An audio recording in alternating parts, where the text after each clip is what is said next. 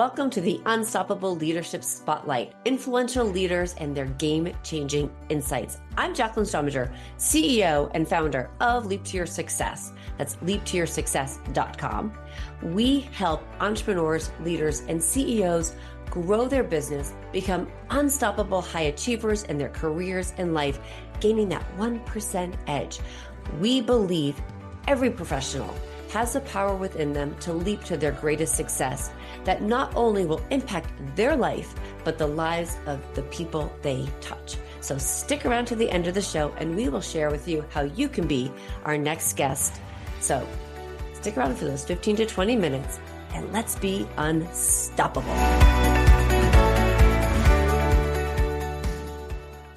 Okay, everybody. Hi, welcome to the Unstoppable Leadership Spotlight podcast, where we hear from influential leaders and their game-changing insights. I'm Jaclyn Strominger, your host, and today I want to welcome our amazing guest, Paige Arnof-Fenn. So a little background on Paige. She is the founder and CEO of Mavens and Moguls, a global branding and digital marketing firm whose clients range from the early startup stage, Fortune 500 companies, including Colgate, Virgin, great company, Microsoft, the New York Times Company. She was formerly the VP Marketing of Zipcar, VP of Marketing at Inc. And prior to that, she held a title of SVP of Marketing at Launch Media, which was an internet startup that also was later sold to Yahoo. Paige has worked as a special assistant to the Chief Marketing Officer of Global Marketing at the Coca-Cola Company and held a position of director at the 1996 Olympics commemorative Cohen program and the Department of Treasury. So welcome, Paige, to the podcast. I am so glad you're here. And I first of all have to say, like the Olympics thing. Thank you, Jaclyn, for having me. That Olympic job was my absolute favorite job before starting my own company. I was a huge sports kid, played lots of sports, watched lots of sports. And I used to just be glued to the television for the Olympics as a kid, all through school. So working for the 96 games in Atlanta was just a dream come true. Oh my God, I think my mouth probably would have been opened if I was there the entire time, like at all the athletes and what they do and how they perform.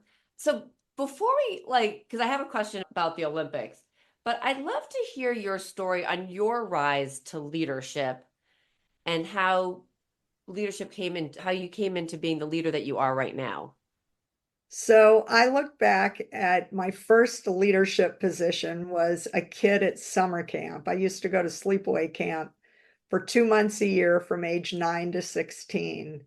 And my first summer at camp, I was voted to be the manager of my team. And the second summer at camp, I was the team captain. Ooh. And that was my very first experience as a leader. And my dad and both my grandfathers were business leaders. And I always saw myself doing a career in business. But I think that first kind of taste of leadership as a kid at sports camp, I was hooked. So I ran for class office. I was class president many times as a kid. And in high school, I was the treasurer of my class. I always saw myself as a leader and future leader. I went back to business school and started at the very bottom of the food chain in corporate America and slowly worked my way up. And 23 years ago, I hung out a shingle and started my own firm. And as you said, I'm the founder and CEO of a business that I'm incredibly passionate about. I joke that I'm like the accidental entrepreneur because I never thought I would start a company. I always wanted to go run a big company like my dad and my grandfathers. Yeah. When I look at leaders like Meg Whitman and Ursula Burns, when I was working at Procter & Gamble and Coca-Cola, I saw myself rising through the ranks and ultimately leading a big Fortune 500 company like that. But when the internet kind of took off in the mid to late 90s, I got very distracted and jumped ship on the corporate life and went down the leadership path on a more entrepreneurial technology startup life. But I feel like I'm the oldest of three kids, so I was always a bossy big sister anyway. My brother and sister always joke that if I'm a good boss, it's because they broke me in and trained me well. That's awesome.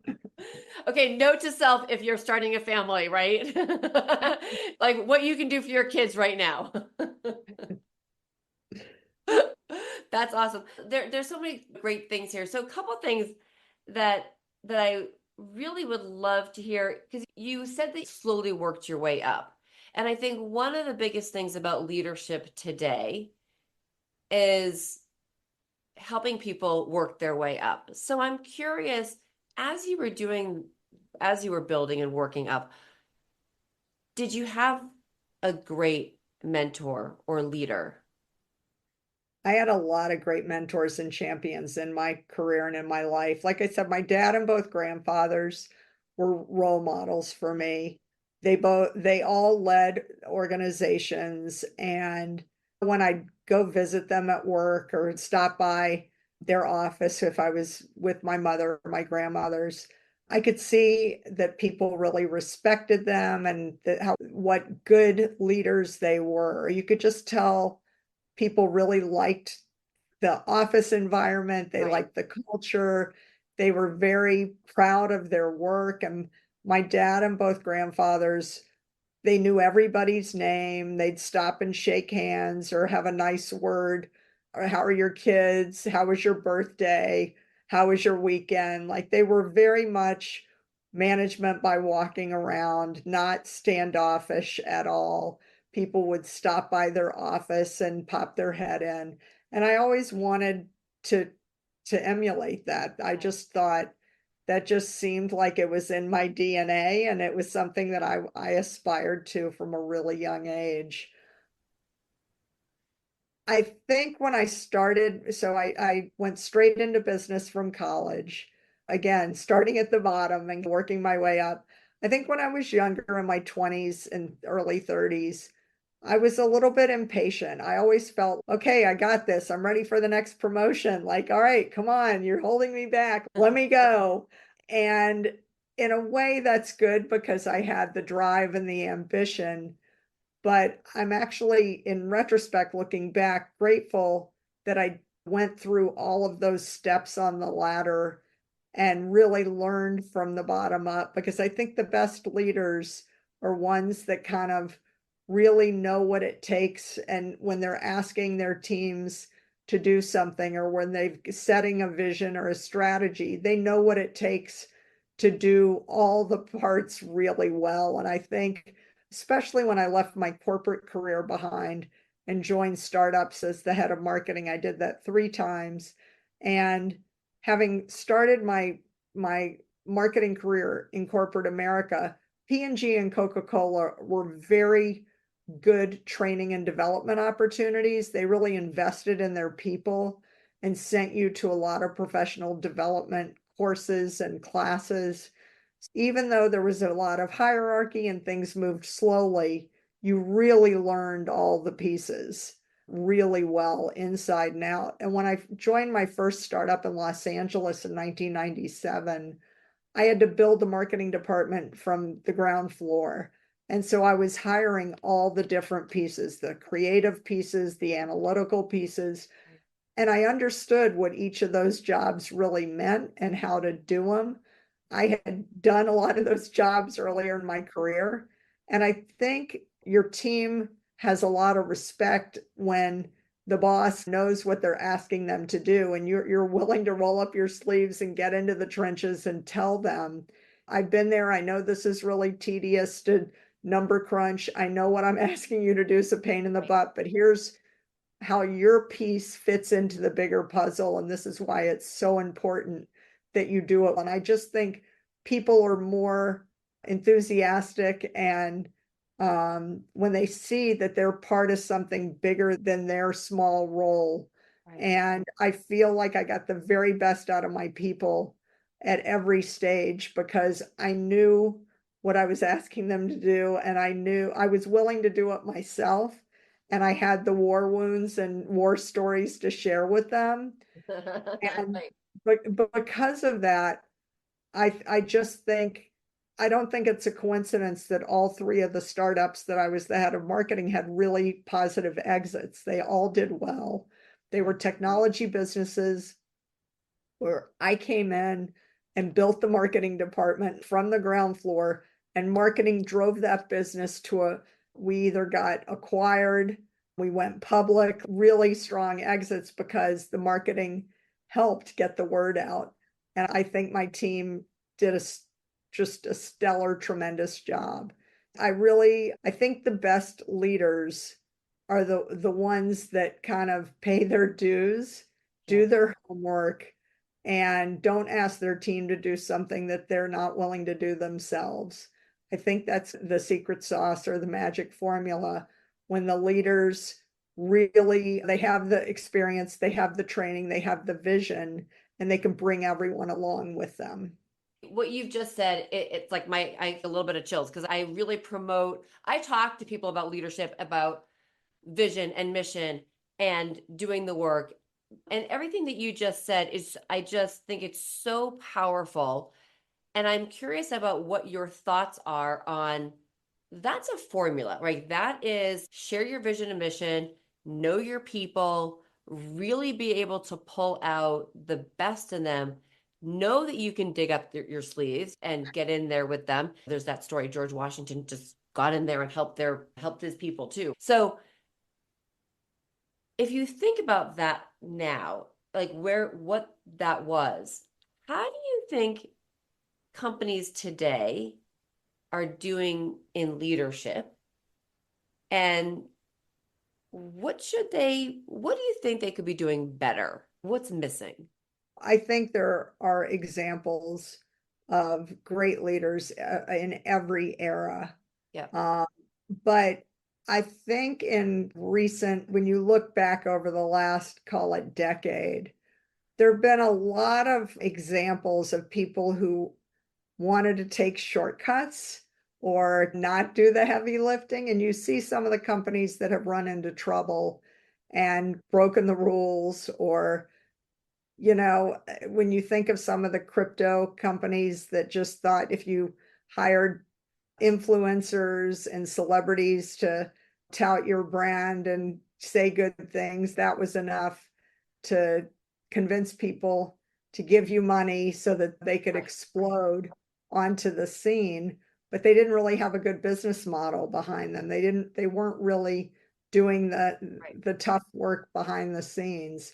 And those brands end up blowing up and people end up going to jail. It I was gonna say, happened. or you have a brand that loses their mission, vision, and we could name them where they hired an influencer and lost huge market share.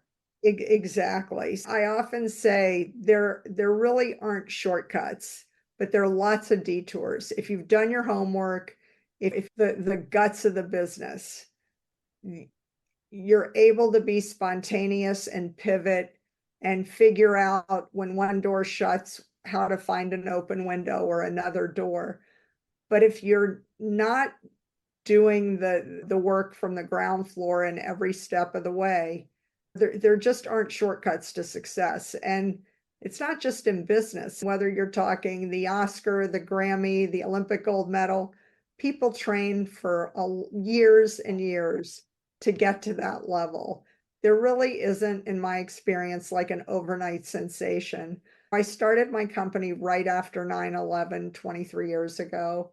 And I always laugh when people say the first 3 years of our business, we really hit the ground running and we got a lot of high profile clients and we hit over 1 million in revenue. It was like a really steep fasten your Right. seatbelt situation. And Harvard Business School wrote 2 cases on our company as a model of success.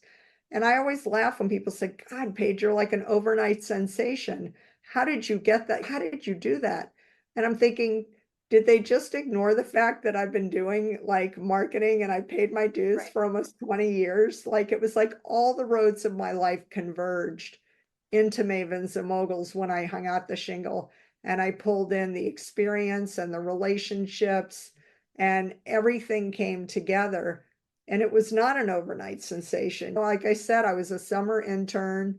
I went back and worked 3 years here and 2 years there, and just paid my dues at every step of the way. And I tried to be the most prepared at every meeting. I was always overdoing it because I didn't want to miss anything. And I think when you have that work ethic and you have all those pieces, and again, I always, when I'm mentoring young people, I always say, when you look at someone's resume, that's like the highlight reel. You see all the very best things. But anyone that's being honest could tell you a horror story with every one of those lines on their resume. And you're probably old enough to remember this. A lot of kids today aren't. But when I was young and there were vinyl records, you had an A side and a B side. Oh, yeah. And the A side was like the really popular song that they played on the radio. And the B side was something you probably never heard of. And sometimes the B side ended up being huge. And sometimes it was just like never really took off.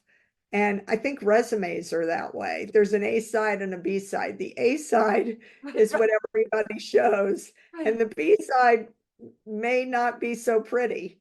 But it's in stumbling and falling and getting up and dusting yourself off and trying it again and learning those tough lessons that you can only really learn in the trenches. That's how you get better. I don't really believe people fail. I think if you learn something, even if it doesn't end up the way you were hoping and the product launch didn't really take off, you didn't get the market share you would hope, but maybe the next one or the one after that ends up being insanely successful because you learned so much in the ones that weren't as successful. Right. So I think you either win or you learn. And if you don't win, just learn the lesson so that next time you have a better chance of winning.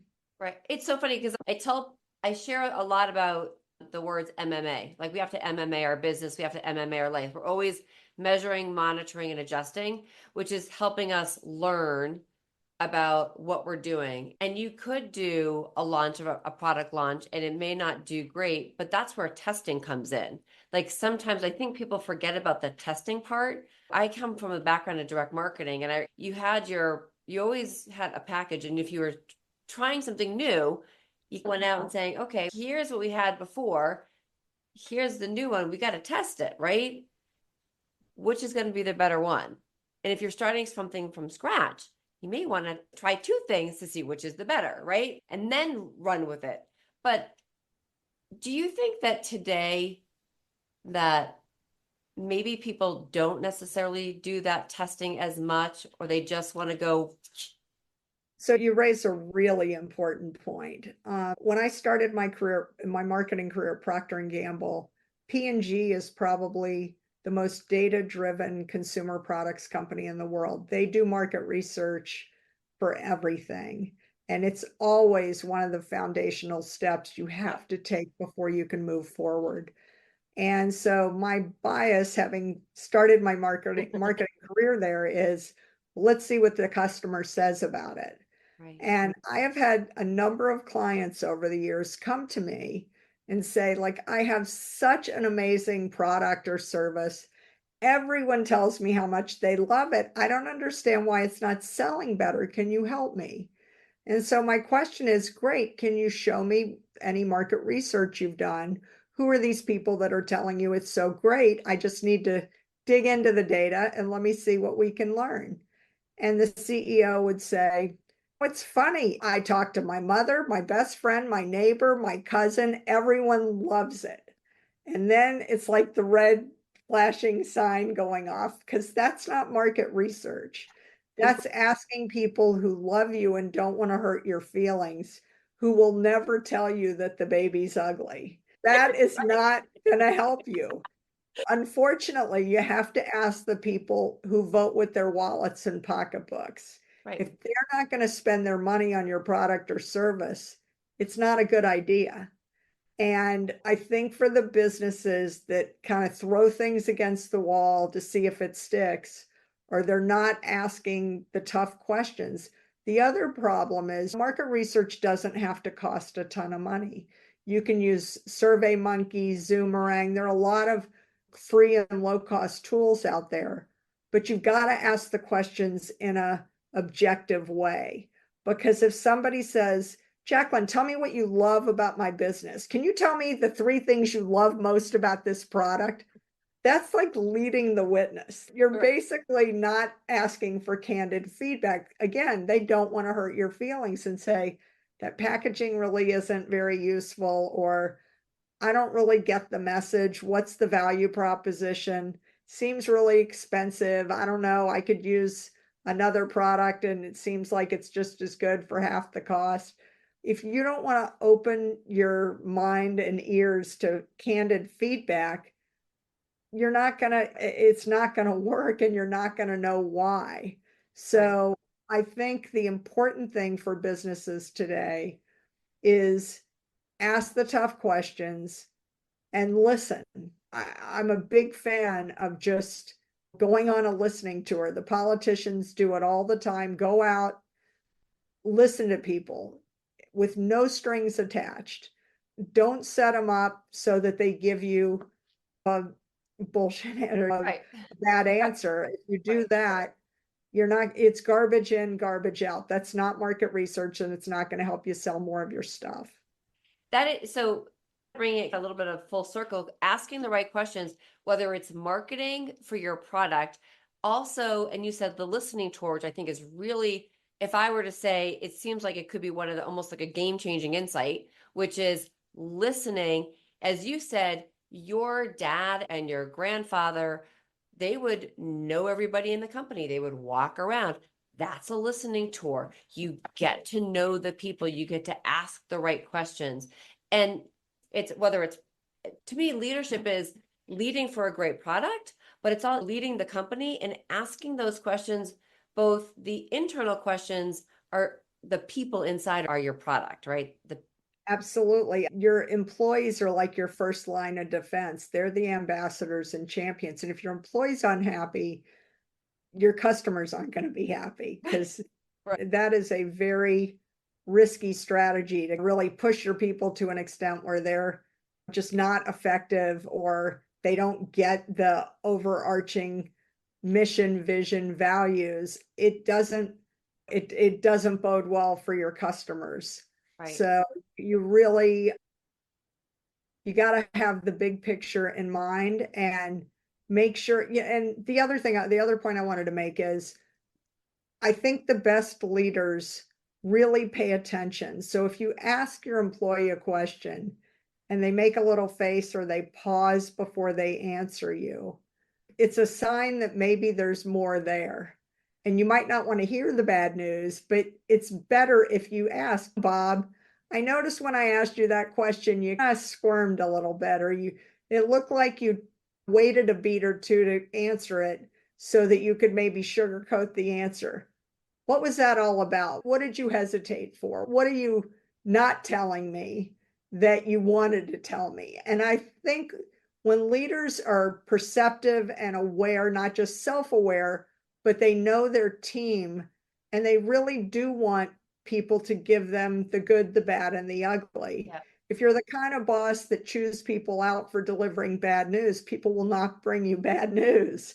And Right. you'd rather hear it from your team than hear it from somebody down the line where you've already made the mistake or you've already invested the time and money. So I just think the more realistic and thoughtful the leader, the better information they're going to get from their team and the market. It just open your eyes, open your ears, and trust your gut. When you see something that doesn't quite add up, hold it for a beat and ask yourself, why? Why did they pause? Why is this not working? Why did this not turn out the way we thought? Sometimes when things blow, I always say when things are super successful, you don't always really know why everything worked well. When things don't work out well, that's when you need to do the postmortem. You need to tell your team, let's dig into this and learn the lesson. What did we forget to ask? What did we miss here?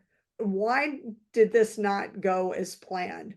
And I think if you, again, learn the lesson Right. and ask those tough questions, you'll never forget. Like that's a lesson that you'll learn really through the experience by osmosis, and you won't make that mistake again. And that is so valuable. That it's true.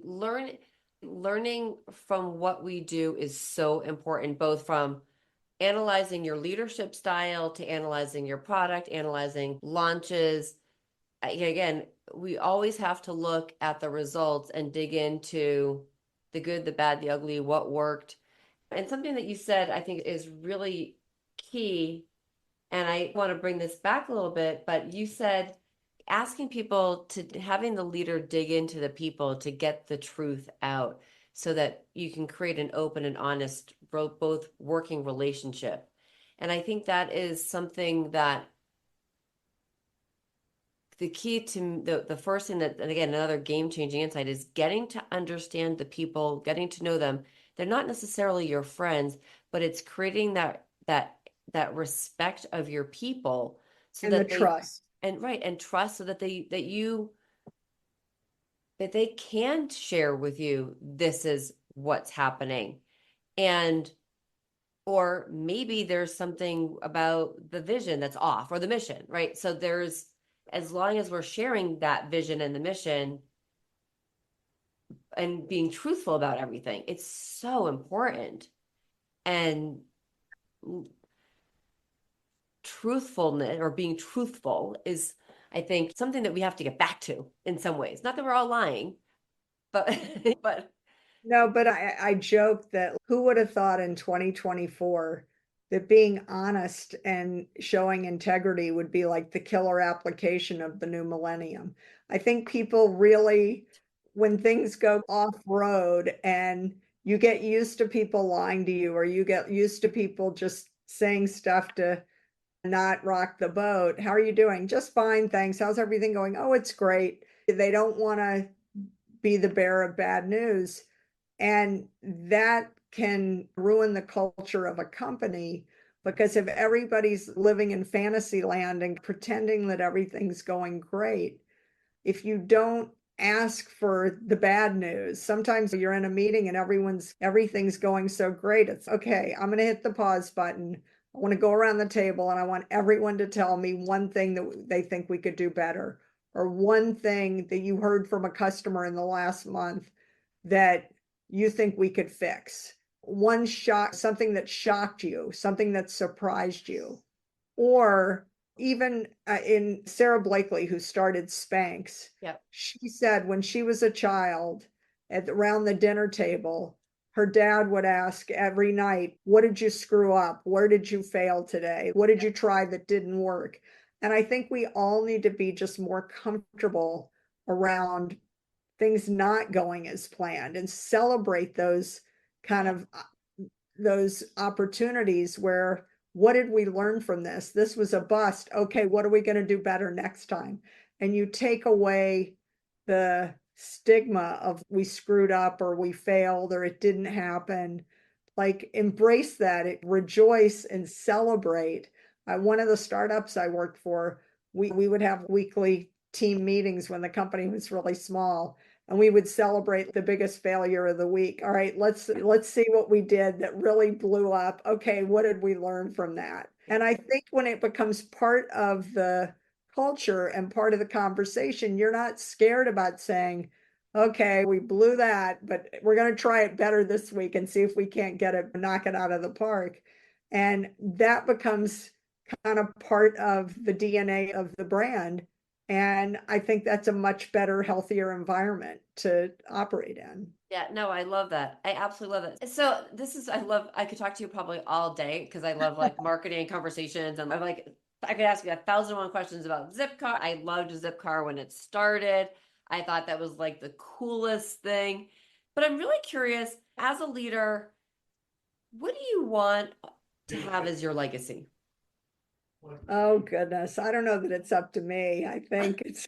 I always say I'd like to leave the world better than I found it. I'd like people that knew me, worked with me, were friends with me to think that living in my ecosystem improved their life in multiple ways. They had more fun, they laughed more, they got more done, that they had just a great time doing it, that it was like something that I added something really positive to it, that it was better because I was there. Yeah.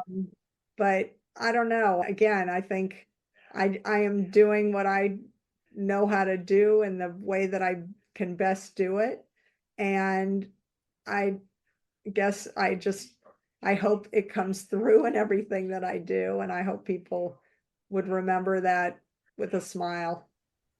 That's great. I mean, I think the work that you're doing is absolutely phenomenal. So from the aspects of leadership, what is there an area that you're still working on or that you're challenging yourself with? Oh, I think I'm a work in progress. I feel like I have an insatiable curiosity about so many things. Right now, I guess I'm a little bit obsessed with all the artificial intelligence stuff happening. I feel like it's kind of ramping up so quickly, and I'm just trying to catch on, make sure that life doesn't pass me by. But I think having said that, I I encourage my clients, and with my own business, I think the real benefit today, the real value proposition is the way to stand out is to show your humanity and be authentic in your interactions, in your words, because we can't compete with robots in terms of speed. They're always going to be able to come up with, push the button and they can come up with 1,000 word article or a million different ideas faster than you and I can, but they can't capture the essence and the humanity and the humor. And as you said, you love the stories. That's what we have, our war stories. We know the good, the bad, and the ugly that only we can share, the blood, sweat, and tears. The generic robotic stuff that the computer spews out, that they can do the quantity, they can't do the quality. So I think it's really important to try and have a growth mindset and always be learning and growing and experimenting with the newest tools and technologies, but don't lose the humanity and don't lose what's unique, special, and different, your value proposition and your stories. Don't lose that in the process. Yeah, no, that's really true. So, Paige, I have loved this conversation. So, tell us a little bit about where we can find you on social media, and do you have an offer? Because you've got so much marketing knowledge, and I feel like every company should be talking to you. Uh, and I could go into lots of reasons why. Because it's first of all, I'll just share one thing. What you do is really amazing in terms of marketing, and I feel like there's so many companies that miss the boat on some of that stuff. No, I think I had a professor in grad school that said marketing is everything and everything is marketing. And I used to giggle when he said it. Now that I've been doing it for decades, I think he was absolutely right. So the best place to find me on social media is on LinkedIn. And even though my last name is hyphenated on LinkedIn, it's all smushed together. And my website, mavensandmoguls.com, mavensandmoguls.com. I have tons of content free on my website. I've got, I think, 25 pages of articles. I've got 2 pages of podcasts. I've got 1 page full of videos. It's all free and it covers kind of everything under the marketing umbrella. And if you find articles that resonate with you or a video and you have questions, I'm happy to set up a free call to discuss it. And if we can be helpful, I would love to continue the conversation. I have a client that always says, because my last name is hyphenated and my company name has an ampersand in the middle of the Mavens and Moguls, there's just too many things for me to remember. And whenever she can't immediately get a hold of me, she Googles Paige and Mavens because those are the only words she can remember. and I pop right up on Google. So that's great. thank goodness for search engine optimization. It still works. And so you can always find me that way too. Oh, that's great. So we'll include all of that in the show notes. And I so appreciate you coming on. And for those that are listening, please share this. Go to Paige's website, take a look at her stuff. She is a rock star. She's smart. The companies that she's worked for are absolutely amazing. And so they've done well. If you're in great hands, if you're connecting with her. So thank you so much for being a guest. And thank you guys. Thank you, Jaclyn. This has been so fun. I could talk forever about this stuff. I really appreciate it.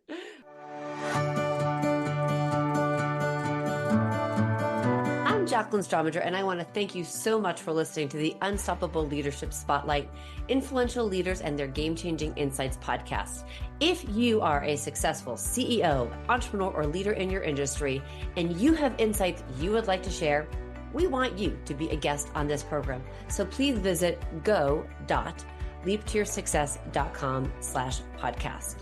And if you have gotten something out of this interview and you'd like to share the episode on social media, just go ahead and take a screenshot with your phone and text it to a friend or post it on socials. If you know somebody who would be a great guest, please tag them on social media and let them know about the show and include the hashtag Unstoppable Leadership Spotlight.